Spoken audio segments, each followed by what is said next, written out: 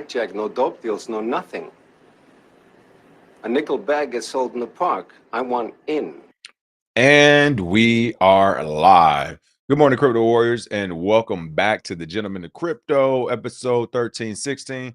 Today is Tuesday, March 25th, 2025, and I'm King, here to bridge the gap between community and crypto, most days Monday through Friday at 7 a.m.-ish. And today's top stories: White House mistakenly shares Yemen war plans with a journalist at the Atlantic. On-chain sleuth Zach XBT accuses Crypto.com of crow supply manipulation. Trump media looks to partner with Crypto.com to launch ETFs, believe it or not. Pump.fun's new DEX reaches $1 billion volume after a week at the launch. And Kentucky governor signs Bitcoin rights bill into law. But first and foremost, of course, let's go ahead and take a quick look at today's prices on the day. All right, Bitcoin is coming in sideways movement, $87,690, up 0.49%. You can see here it's changing. Ethereum at $2,059, down 1.3%. Number four, XRP, $2.43, down 0.97%. Number six, Solana, $144, down 0.23%. Number eight, Dogecoin, 18 cents, up 5.3%. Number nine, Cardano, 75 cents, up 2.87%. Number 10, Tron at 22 cents, down 0.35%. Fear and Greed Index has increased to a 34. Bitcoin dominance steady at a 60.6. Ethereum at an 8.7. Those are your prices on the day.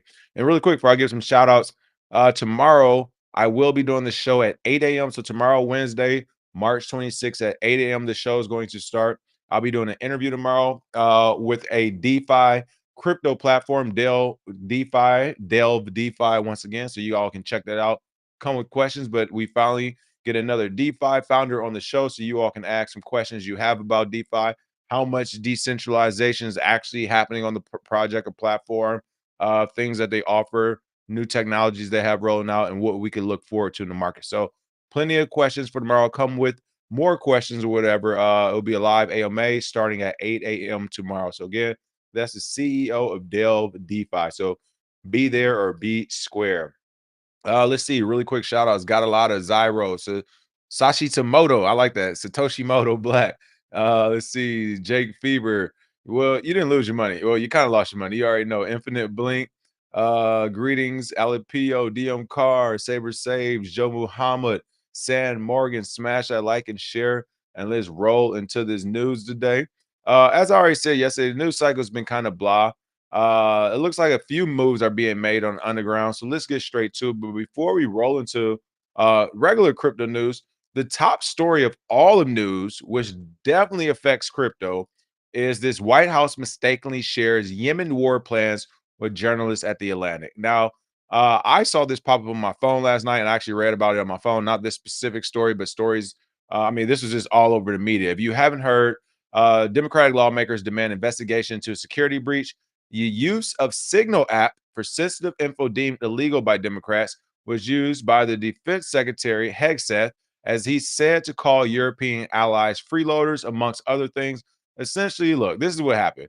United States was saying, we're going to be doing some bombings in Yemen. You know, the same thing we always do. The reason why I tell you all Democrats and Republicans are all the same, even though everybody wants to say Trump, Kamala, and Biden are different. I'm like, no, they're all going to bomb Yemen at the same time. They're all the same. But not only were they planning on bombing and doing whatever else to Yemen, they used the app Signal to discuss these plans, which a journalist was included in the text messaging thread. Now, what's the even bigger story to this to me than just them using Signal? For one, I told you Signal was the one to go to. Listen, that's why I keep telling for the YNs that's out here, they're not doing it right. They're not on Signal. They're still using text messages and WhatsApp. Okay, for everyone who knows, Signal has been the premier privacy app to use for the last few years. And now you all can even see the White House is using Signal to do the same thing. And this is why I say it's all the same. Okay, people, I get it. I get it. Sometimes it might hit closer at home, and cognitive dissonance is a real thing. But yes, the American government is using Signal before they slide on their ops. Okay, they're using Signal to text message each other to say, "Yo, who we dropping bombs over Baghdad next? Who is this going to next?" All right, it is no different than your local gang at this point. The United States government is using Signal before they slide on ops. All right, I will make this official. Seriously, the bigger story here is that the whole Signal thing. For those who have been in the crypto space, You already know how powerful Signal is.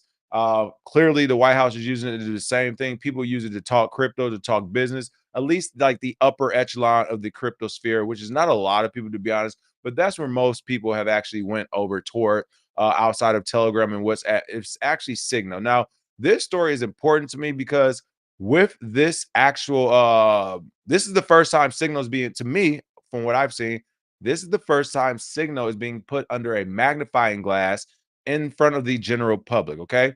Telegram got his backdoor busted and everything else because the governments came around in 2016, 2017, really was like, hey, people are using Telegram for terrorist activity. Even though they're using it to do protests and stuff.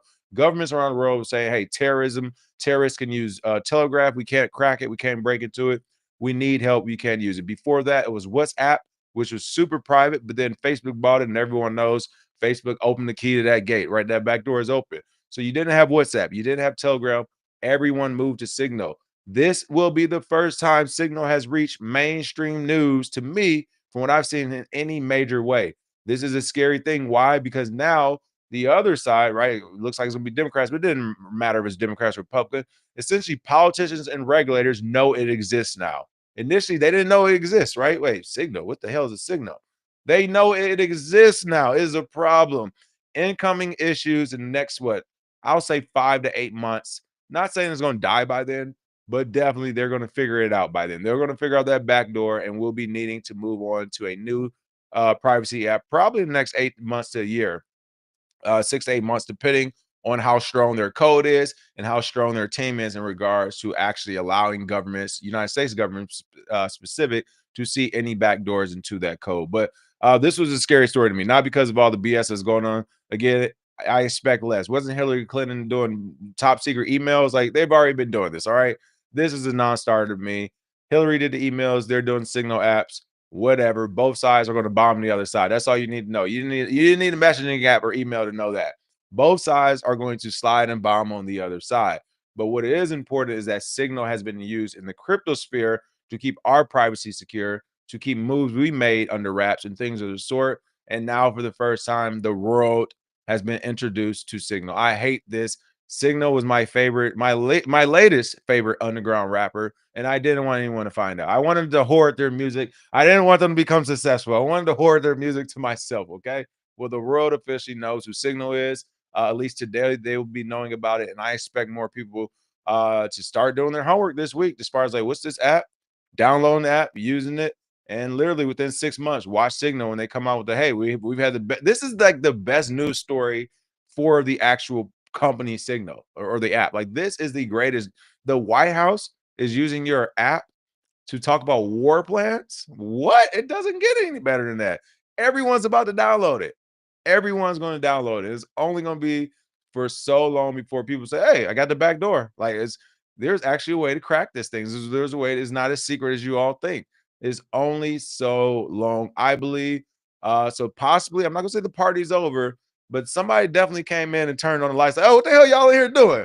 Y'all here dancing on the walls, blue jean stains on the wall. What y'all here doing? Where y'all parents at? Where my parents at? Y'all here just turned up. Who else is this? What's going on here? Okay. It's only so long before those questions happen. But shout out to Signal. It's been a great run so far. Even so far as great as again, the US government gang said, hey, we on live. Hey, we on where my other phone? And my other phone missing. Hey, we on live too in the YNs. We on live, we on Signal too. Hey, the United States government has put war plans on Signal and include a journalist. I'm driving every day in self-driverless cars, and Bitcoin is 100K. Folks, we are in the future, okay? We are in the future. It's not we're headed to the future, and this happens next. We are officially in the future. Oh my God. Let me give it an applause for this technological advancement. Did you think you ever see the U.S. government using a messaging app for war plans? Oh man, oh man, United States never changed. Never changed. United States. Like, please, this is amazing. All right. Another story. I want to get into the depths of Iran because we've already covered it a few days ago, but it's popping back up. Now that Zach XBT picked it up, on-chain sleuth Zach XBT accuses Crypto.com of Crow supply manipulation. If you remember, the Chronos blockchain governance structure came under fire after a decision to reverse a $70 billion Crow permanent token burn from 2021. I said, I was going to reserve my comments until they did that AMA, or which they plan later at a later date and all this other stuff. Well, looks like we're getting more news back. The controversy, of course, erupted on March 25th, early today, after on-chain investigator Zach XBT posted on X accusing Crypto.com of reissuing Chronos tokens that have been declared permanently removed from circulation. Quote, is no different from a scam, Zach XBT said, claiming the reissued amount represented 70% of the total supply and contradicted the community expectations.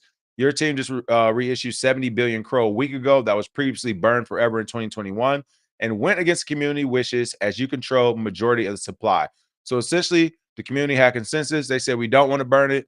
And Crow said, yeah, we hear you, but we own this bad boy, even though we told y'all we didn't, and we're going to burn it anyway. Okay. Now they actually had what is it? They actually had a tweet out from 2021 about this token supply and the burn itself. And they deleted that tweet also. They deleted that tweet, went ahead and reissued it. And it looks like the CEO actually came out and spoke already. Chris Marcellick said the move was necessary back in 2021 to support investment growth under the new political climate in the US, or excuse me, right now at least. Chronos and Crypto.com have been running separately for years, Marzellic said in the March 25th AMA on X, adding the original token burn from Q1 2021 was a defensive move. At that point in time, it made a lot of sense. Now we have strong support from the new administration. The war on crypto is over. There is no need for an aggressive investment to win. I want to be clear. That's okay. That is fine. As long as you say you're centralized, right? You can't say, well, back then we were doing it because of this, but now we're doing it because of this. But it's okay because times have changed. It's like, you're right.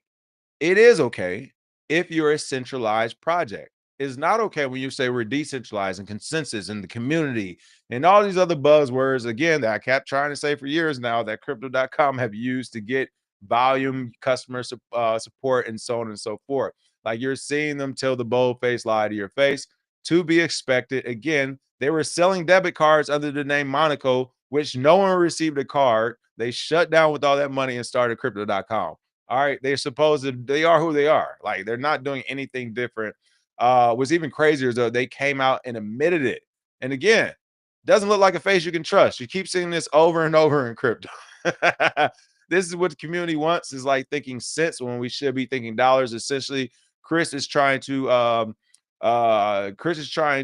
essentially manipulate the community into he's gaslighting the community into, hey, I'm doing the right thing. You guys should be happy about this. You guys aren't looking at the big picture. You're looking at the small picture. It's like, no, everyone's looking at the same picture. It's a centralized picture that everyone's looking at while you scream decentralization.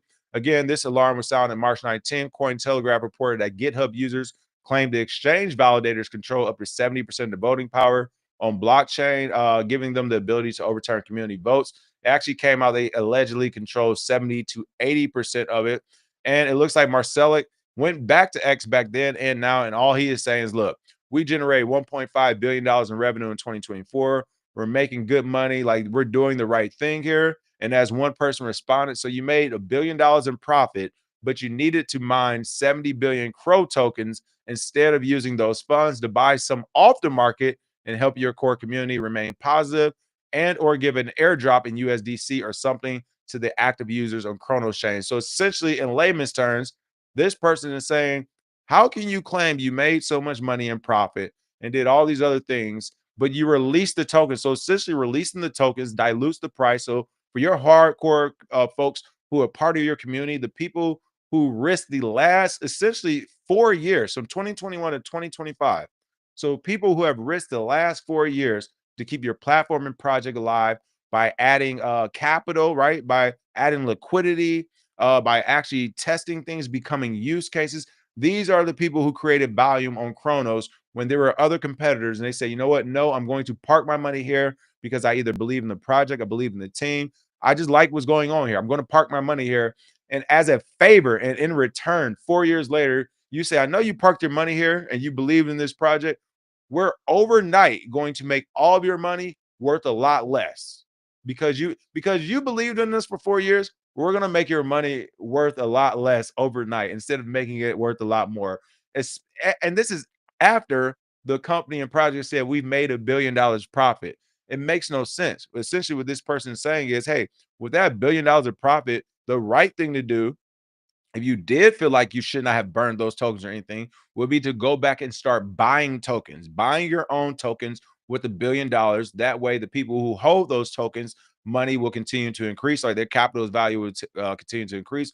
Or they're saying, fine, reissue everything, but do an airdrop, do a stable coin or a cash, essentially a USDC, as they say, USDC or any other stable coin airdrop, and say, fine, we're going to reissue these tokens, but for everyone who's currently in our system or who's been in our system the last 3 or 4 years, we're going to offer you a 50, at least a $50 airdrop. So I mean, when we're talking about $50 airdrops, that's nothing in this space, absolutely nothing. So they didn't even do that, and that's what this person is explaining. I agree. You can't say you made $1 billion in profit, but you're going to release the issuance of tokens you're supposed to burn. You can't say you decentralized, but then say, yeah, we saw with community voted, we're going to go against the community vote. Like, again, you can do these things, but you kind of can't, right? As far as the community side of it goes. To me, the real question is going to be, will crypto.com be held accountable? So far, they have not been held accountable in anything they've done, even to the effect of having the house that Kobe built being renamed to crypto.com arena. They're on a tear, folks. And the next story, what this is about to segue into, which we'll be talking about, is this: Trump Media has signed a non-binding agreement with crypto.com to launch U.S. crypto exchange traded funds, ETFs, through crypto.com's broker dealer for its capital. First and foremost, I'm about to get to this story, but this is the absolute. I keep saying this every day. I don't know when it's going. Like, we're back to, all right. I just thought we were out the news cycle. We're kind of getting back into the news cycle. They're trying. This is one of the most craziest stories I've ever heard. But as a response to this, Zach XBT said, and I said the same thing when I saw the headline: unsure why Truth would choose a partnership with your exchange over Coinbase, Kraken, Gemini after this move by your team. Zach XBT added, and we're going to get to it. Actually, let's get to the next story. Trump Media looks to partner with crypto.com to launch ETFs. Again, they've inked this non-binding agreement with crypto exchange crypto.com to launch a series of ETFs that will comprise of digital assets and securities. So first, this is what it's signaling to me, folks. All is well and alive in the world of crypto. We are going to get a basket of crypto assets, right? You're going to get a Solana ETF. You're going to get your Aptos ETF. You're going to get your Doge. Like, we're going to get them. That's why they're looking to partner with this, right? That's the first thing. Second thing, I want to directly answer Zach XBT question. Zach XBT said, why would you partner? Not sure how Trump Media partners with crypto.com over Gemini, Coinbase, and Kraken. I'm going to answer that question. Here's why. They're the least regulated.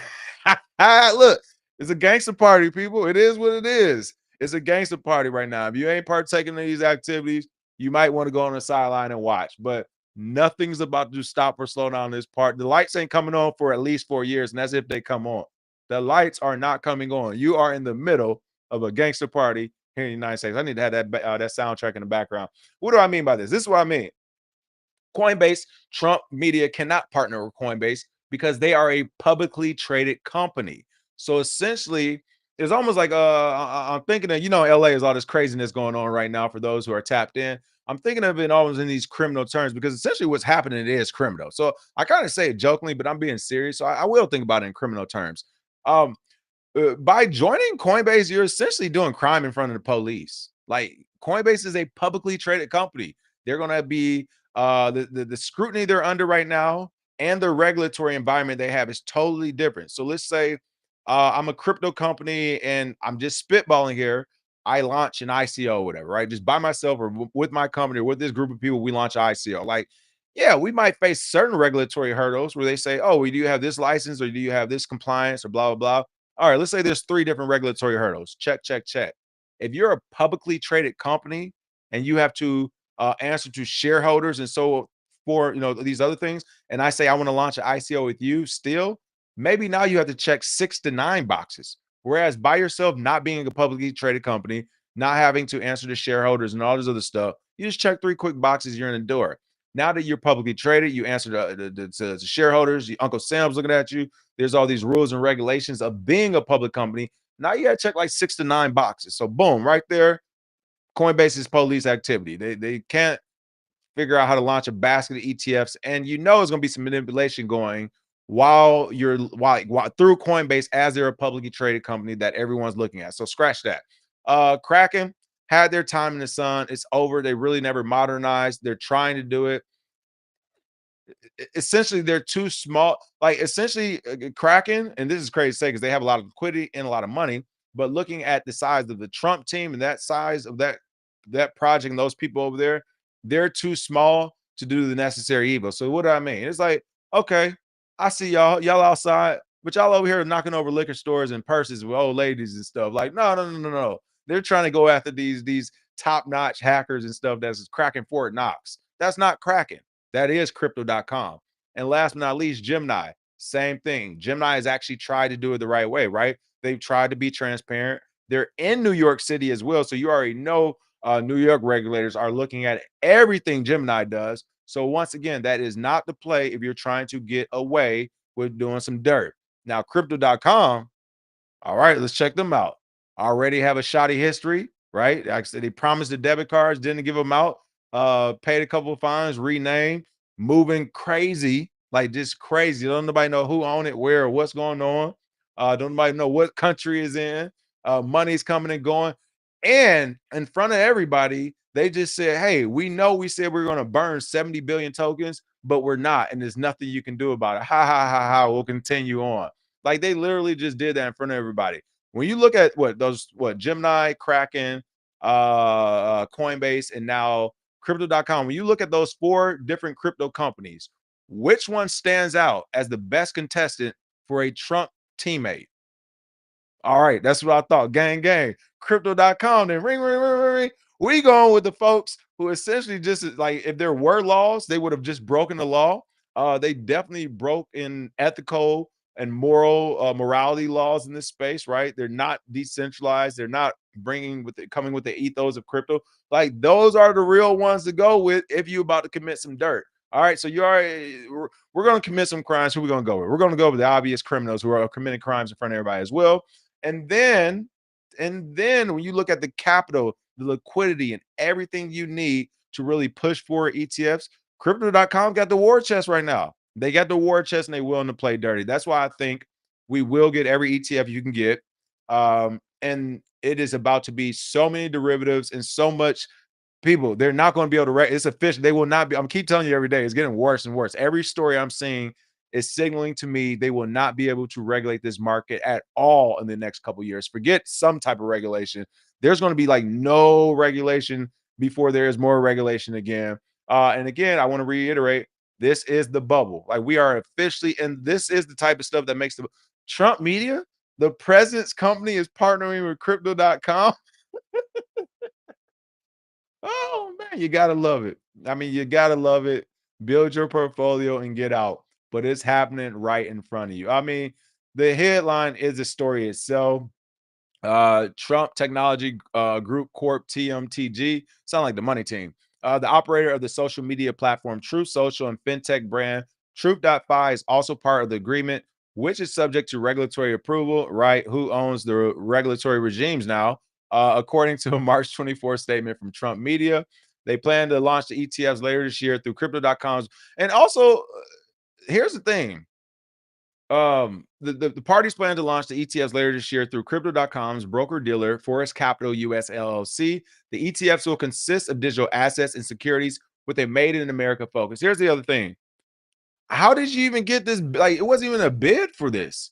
Like, technically, I understand Trump thing is private, but at this point, it's kind of public. All right. Like, there wasn't even a bid. They just did it. And you have access to the White House, the president, and like the national media.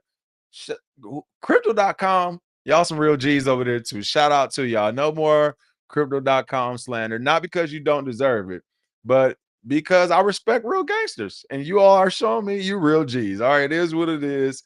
Crypto.com said we moving in silence. We're gonna do what we want. And Trump's team said, you know what? We like those guys and gals over there. We're gonna go ahead and move in with them. It is what it is. Trump media is probably gonna partner with them. Next 3 months, they're probably gonna launch a slew of ETFs. Nobody's gonna be able to figure out who's buying when, how much. Expect another year or two, maybe a few years, like I said, for ETFs not to be one-to-one. With moves like this, why would you keep them one-to-one? You like I said, they're one-to-one until we get the market where we need to be. Then they're 10,000 one, 100,000 one, a million to one. so on and so forth. Buckle up. This is about to get insane, but this is crypto, folks, for sure, for sure. All right, with that being said, the next story, Pump.fun's new DEX reaches $1 billion of volume a week at their launch. I saw this rebrand or whatever a few last week. Essentially, Pump.fun made their own DEX. They were using like I think or Radium. They were using Radium, whatever. They said they wanted to use their own. They made their own. A lot of the issues with Pump.fun, if you heard the last month or so, were saying they had too many rug pulls, blah blah blah. You see that on all these type of DEXs that are just like kind of like you saw with BNB when BNB came out, and it's still going on. You saw it with I can't think of the one, the Uniswap competitor, Sushi Swap. You saw it on Sushi Swap when it first came out. So it's like these DEXs go through these phases and cycles, especially when they're new. Pump.fun was getting a lot of pushback. So they say, you know what, we'll create our own and do our own thing. And again, that happened about a week ago. I didn't cover it because it was just brand new. And I was like, I knew this story would eventually come. I didn't know when, but I was like, the headline will come again when they talk about the DEX. And it looks like a week later, the headline is already here. Pump.fun's new DEX, Pump Swap, recorded daily fees above $1 million on March 24th, pushing its all-time revenue to 2.1 million. Shout out, that's a week. And here's the thing, and this is that slippery slope when people are like, well, we should have meme coins or rug pulls are bad or different dexes or whatever. And it's just like Pump.fun was receiving hate. People didn't like it. They wished it away. It went away. It's creating volume and capital and markets on its own. So it comes to the question where it's just like, how good of like how good are meme coins and like the degen side of crypto? How good is it for markets in general? How good is it for investments? Because at the end of the day, whether you love it or hate it, it does turn into a speculative market that has real money behind it at this point. So it's one of those things where it's like, yeah, they're shitting on it. It's too many rug pulls, it's too many scams, it's too many hacks. They move away and do their own thing. But it's like, even with all the bad, they're still attracting capital, unless this is all capital from bad actors just trying to rewash something. Unless that's the case, it's like they are still attracting capital. So again, that question kind of has to be broached. It's like, what's good and what's bad? That's why I say, you know what?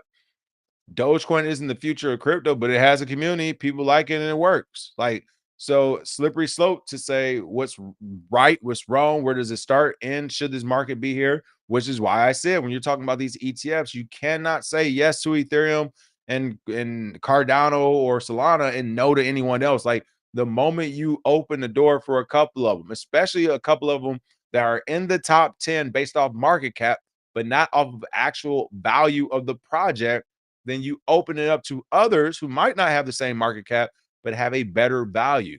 And then when you open it up to them, you open it up to everybody because it's like, wait, if you're gonna let them in, wait, if you're gonna let them in, if you're gonna let them in, then you have to let us in as well. So on March 19th, Pump.fun, it hasn't been a full week yet, launched its Solana DEX to create a frictionless environment for meme coin trading.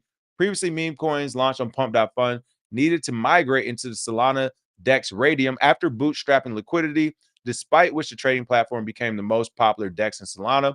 Still, the Pump.fun team said these migrations slowed token momentum and introduced needless complexity for new users. With the new DEX, the project said migrations happen instantly and are free. My only thing would be, was this a DEX created like from scratch from them? I'm sure they used the code from someone else. How secure is it? Those type of questions to me. Those are the questions I have because it's like, it's super new and it wasn't a part of the plan. I didn't think initially. So for it to be new and it's not a part of the plan, it's like, all right, how much time have y'all really used to make this DEX a great DEX, whatever?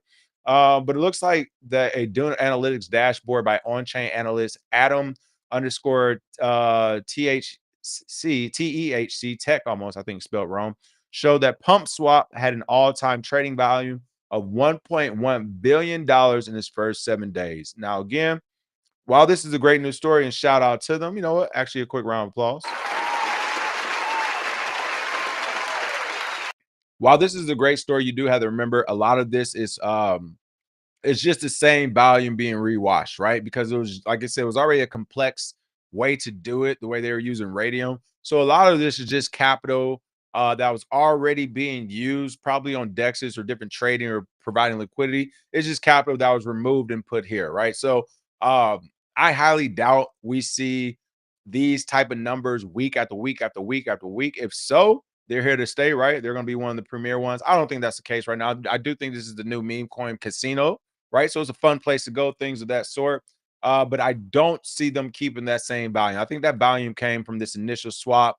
People probably had capital locked up and providing liquidity and things of the sort. But regardless, it is still like a $1.1 billion in volume in a week. It's still a great achievement, regardless, especially after coming under fire about a week and a half ago as well. So during this first day, the platform had a modest trading volume of about 50 million. On March 24th, the volume spiked 8 times, recording over $425 million in trading volume. Daily swaps on the platform peaked on March 24th, recording 4.2 million transactions. The DEX's cumulative number of swaps surpassed 11 million, while the number of active users have reached over 388,000, according to the data. It also showed that the fees on the pump swap protocol exceeded 2.1 million, while liquidity provider fees exceeded $540,000. According to the Dunes dashboard creator, Pump Swap's $1 million daily fees generated on March 24th were already on par with Pump.fun. The only thing I'm looking at right now, and I haven't done the numbers essentially for a single node or a single person providing liquidity. The only thing I can kind of put, and I'm not about to read this whole article and go through. You all get if you want to do your deep dive, feel free. This is a deep dive on Pump.fun. Just announcing news. But off the top of my head, I'm going to guess they're doing some type of bonus or giveaway for people providing liquidity. Because for it to jump like that, normally what happens in this space, from what I've seen, is that it's money to be made, right? It's real money to be made, and not money just on the meme coin betting side. I'm willing to guess it's probably like, somebody let me know who's been on Pump.fun in the comments. I'm almost willing to guess if you're providing liquidity, the bonuses are probably stupid right now, like in a good way, because there ain't no way them numbers is numbering like that. I know, listen, if there's one thing I know in life, it's this market right now, okay? There's no way those numbers are numbering that way out the blue. Somebody who's on Pump.fun, let me know what's going on. I think it's got to be, listen, it's definitely some fake volume going on, some wash trading. Highly doubt it's 388,000 users on this DeFi platform. Highly doubt it. I'll cut that in half easy. I'll say, all right, whatever. I'll give you 160,000. Let's say it's 160,000 on there. They got to be giving away awards. There's no way them numbers is popping like that. But regardless, shout out to Pump.fun. You got to $1 billion in transactional volume and made a couple million on fees. This is what it's about. They try to shut one down. You just reinvent, rebrand, and relocate if need be. Jake said all these ETFs are going to make these fake narrative coins either either piss or get off the pot. They aren't going to be able to push BS narrative on the US on users anymore. I hope not, but it's still working so far. So we'll see. STL Solo said, nice. Now Pump.fun can rug us more efficiently. Essentially, yes. Essentially, yes.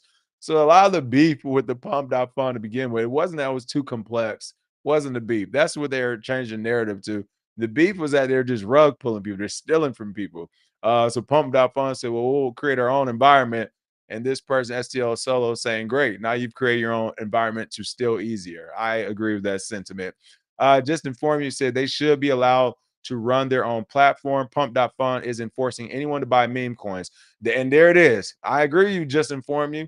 I fully agree with you. We're all adults here, right? And even if you're not an adult, you got to be accountable for that human body of yours. So it's like, yeah, Pump.fun, again, is a website, it's technology, it's zeros and ones. No one's telling anyone to click on here and buy a fart coin for $30,000. All right. Like, come on, come on. What are we doing here? Zyro said the DGen markets will become the fan duels and other sports betting and such. I can see that they're about to corporate. Listen, the corporate side of the house was like, no, y'all think sports gambling and casinos are bad. Do you not know what meme coins are and these crypto heads? Like, they're like, no, y'all don't know what a market is. So yeah, soon, just inform you, full story coming soon. Honestly, it's just so much stuff as far as like work I want to get done in the background before I say the full story and everything, because I need to capitalize on it with products and stuff. So that's all that's taking that's just was taking some time right now. Just finishing a couple products. And that's gonna be it. Let's see. They're putting shit coins in the ETF. This is not on all those platforms. You already know it. This is the perfect example of why Bitcoin usurps any of these glorified tech companies. making things as decentralized. You already know it. And this is why Bitcoin keep rules like they keep ruling. Bitcoin is king. But this is also why they're always trying to knock it down a chip because they're like, listen, they're like, look, this is crazy. We can't beat Bitcoin. There's nobody to go after, so we just got to say it's a grandfather and it's old. All right, last but not least, Kentucky governor signs Bitcoin rights bill into law. It comes on the same day as Oklahoma's Strategic Bitcoin Reserve Act passed the state House of Reps, bringing a reserve one closer to political enactment. So I will give a hand clap for this. Kentucky Governor Andy Beshear has signed a measure known as the Bitcoin Rights Bill into law, enshrining protections for crypto users as two other U.S. states' Bitcoin reserve legislation advance. So quick one. I'll give it a quick one. Here's why. I want to be positive. I know this is a good thing for crypto folks, and people are happy to see this. When I say people, the sheeple, the mainstream, I get it. It says here, crypto advocacy group, the Satoshi Fund said in a March 24 statement to X that House Bill 701 protects the right to self-custody, run a node, and use of digital assets without fear of discrimination. So I gave the hand clap because I get it. People are happy, mainstream, new institutions, the people who were previously wearing in crypto come to the party now. It's safe. All right, safe. I get it. What I don't like about this is again, if you applaud this, House Bill 701 protecting the right to self-custody, run a node, and use of digital assets. If you applaud this and you're okay with it and everything else, as I said before, you better be okay with the opposite of this bill as well. Right? If it goes up, it must come down. If there's left, there must be right. If there's good, there's evil. We're not going to get all 50 states. Like, we're not going to get every United State saying, yeah, we love Bitcoin, let's roll with it. Like, it's not going to happen. All the legislation won't be. When is legislation and policy the same across all states to begin with? We can't even decide on human rights. So you think they're about to jack up their money in some of these states just for some technological advancement and for other people to make money? Not going to happen. So my issue with bills like this is like, yeah, while they sound good and they look good and everything else, if you go along with it, if you applaud it like I just did, and if you okay it, then you have to go along with the opposite. And the opposite is what they actually want. They want the bills that says it doesn't protect the right to self-custody. They want the bill that says self-custody is illegal. Remember, they tried to say self-hosted wallets like weren't right. You should have a centralized one. They want to put out a law that says you can't run a node unless you're a bank or something. They want to put out a law that says you can't use digital assets unless you're a bank or something. So my thing is, if you keep okaying this, if you applaud this and you appreciate these bills and everything else, don't say anything when it's the opposite bills coming out and there's nothing you can do, or at least it feels like you're nothing you can do. So that's my only beef with it. It is a great news story for crypto. I don't want to rain on the parade. It's good. Okay, I get it. I'm happy. All right. Can't you see my face? I'm happy.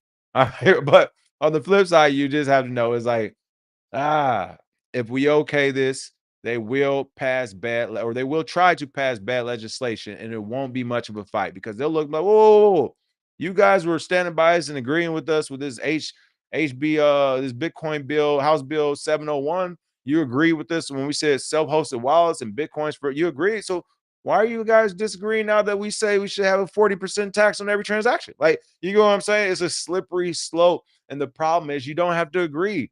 It's technology. It's already here. It already works for everyone. It's already free. There's nothing to govern. They're attempting to govern to make money off the governorship of it, but there's actually nothing to govern. It already works and is using AI for the most part. But I digress. I know how the game is going to be played, and this is no different. So you got to be ready for it. But again, I just want to remind everyone: every time you see a new bill or law or something that's positive or pro Bitcoin and crypto, just remember they could do the same thing and be anti-crypto. And we just went through that fight. We saw how tough of a fight it was. So if anything, if you do want to really hand clap for this, try to look into figuring out the best way to enforce it or add longevity to it so that the next administration doesn't come and say, hey, they passed that while we weren't here. We didn't have nothing to do with that. That has nothing to do with our Constitution. We're about to change it right now. Okay. We don't want that to happen. Smash that like and share. Tomorrow, Wednesday, 8 a.m. Be there. Come with questions. AMA, Delve DeFi. We get to ask about some DEXs, liquidity, hyper liquidity, everything else that's going on in the DeFi market that you all love to see and talk about tomorrow at 8 a.m. Pacific time.